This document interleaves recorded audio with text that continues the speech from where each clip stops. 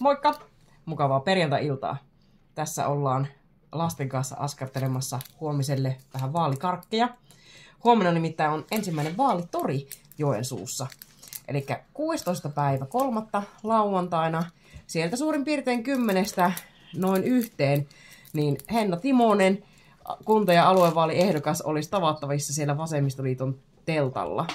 Meillä on lisäksi, näette tuolla minun pikkuapurit, niin meillä on myös lisäksi 12.30 alkaen niin, Vasemmistoliiton ehdokkaille semmonen pieni hetki siinä torilla, niin siellä on mahdollisuus kuulla sitten ihan livenä meikäläisenkin höpinöitä.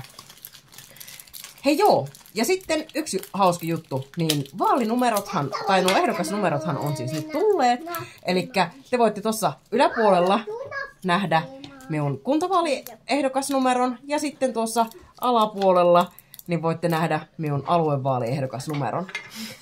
No niin, hei, kiitos teille ja nähdään toivottavasti huomenna torilla.